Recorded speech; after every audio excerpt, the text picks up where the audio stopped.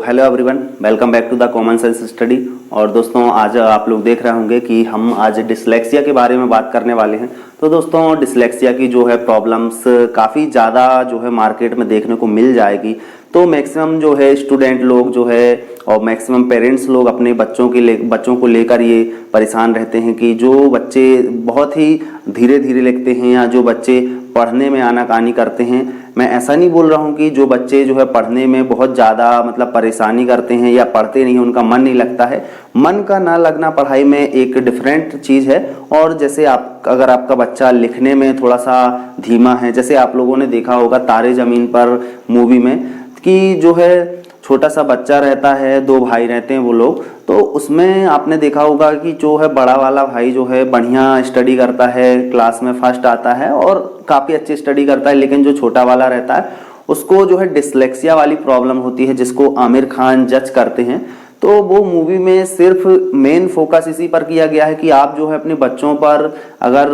इस तरह से प्रेशर डाल रहे हैं कि आप पढ़ते नहीं हैं, अच्छा नहीं लिखते हैं और कई चीज़ें ऐसी होती हैं, मे बी हो सकता है कि आपका बच्चा डिसलेक्सिया का शिकार हो। तो एग्जाम्पल के तौर पर आपने देखा होगा वहाँ पर कि जब भी जो है वो छोटा बच्चा पढ़ाई करता था तो उसको जो है वर्ड्स जो है उड़ते हुए दिखाई देते थे, उसमें एक इमेजिनेशन बताया हुआ है और जो उनका माइंड है एक अलग डायरेक्शन में जाता है और चिड़चिड़ापन होता है, एक अलग सी उनकी आदतें होती हैं, लोगों से अलग अलग रहने का उनका जो है मन करता है, एक सिंगल मतलब कि भीड़ वाले जगह पर जाने को पसंद नहीं करते हैं। तो ऐसी सारी चीज़ें जो है डिसलेक्सिया के लक्षण हो सकते हैं। तो मे बी ये जो है जेनेटिक प्रॉब्लम हो सकती है या ये वाली जो है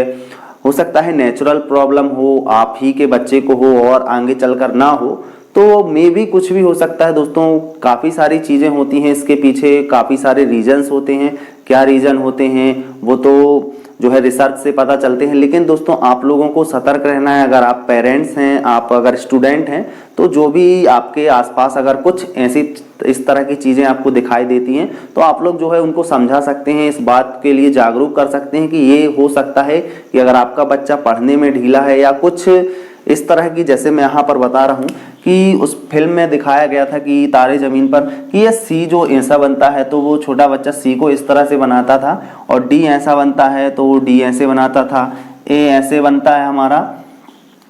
तो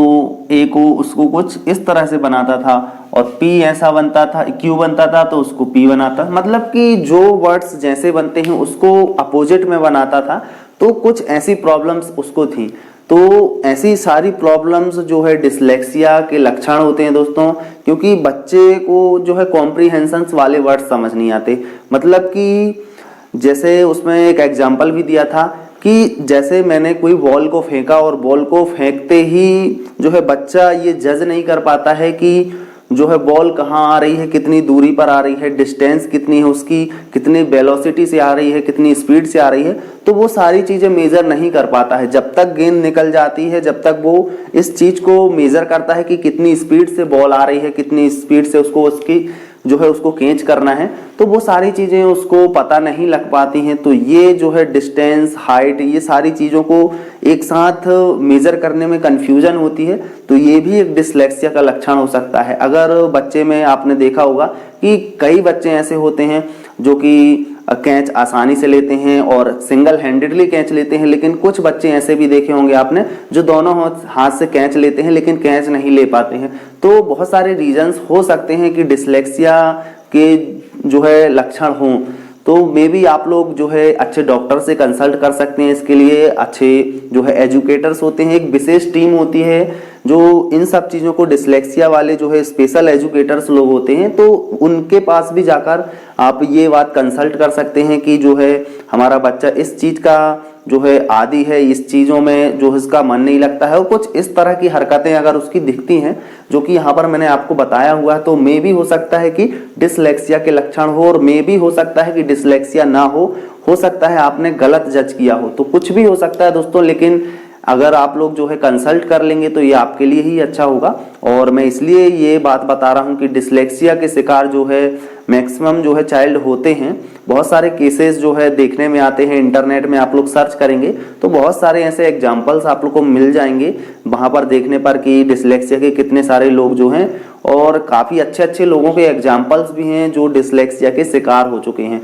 तो ओके फ्रेंड्स, ये सारी चीजें मैं इसलिए बता रहा हूँ क्योंकि जो है आपका अगर पेरेंट्स हैं, आपके अगर स्टूडेंट्स हैं, आपके छोटे छोटे बच्चे हैं, तो वो इन सारी चीज़ों को लेकर अगर परेशान हैं तो उन सारी चीज़ों से उनको जो है निजात मिले, उनसे छुटकारा मिले, और स्पेशल टीम होती है ऐसे बच्चों को पढ़ाने के लिए, तो आप वहाँ पर भी जाकर उनको पढ़ा सकते हैं। कुछ ही समय देना होता है और कुछ समय देने के बाद जो है बच्चे नॉर्मल होने लगते हैं। और जो है डिसलेक्सिया की प्रॉब्लम दोस्तों मैं बता दूं आपको कि जो है समय के साथ बढ़ती है, घटती तो नहीं है, लेकिन एक समय में अगर आप उसका प्रॉपर इलाज कराते हैं, इलाज इसका जो है ट्रीटमेंट नहीं होगा, कोई गोली दवाई नहीं खानी पड़ेगी आपको, कोई भी चीजें ऐसी नहीं होती हैं। इसके लिए एक स्किल और मतलब कहना चाहिए स्पेशल टीम होती है एजुकेटर्स की, वहां पर आप लोगों को जाकर उनसे कंसल्ट करना होगा। वो जो आपको राय देंगे उसमें मतलब मेहनत करने की जरूरत होती है, और कुछ विशेष चीजें होती हैं जो आपसे परफॉर्म करवाते हैं आपके बच्चे से, और वो सारी चीजें अगर आप लोग फॉलो करते हैं, उन सारी चीजों की बातों को आप उनको मानते हैं,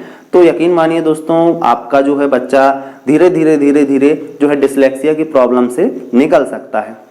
तो आई होप दोस्तों आज का वीडियो लेक्चर आपको पसंद आया होगा। तो ठीक है, मिलते हैं हम लोग नेक्स्ट वीडियो लेक्चर में। तब तक के लिए take care, bye bye, love you all guys, Jai Hind, Vande Mataram.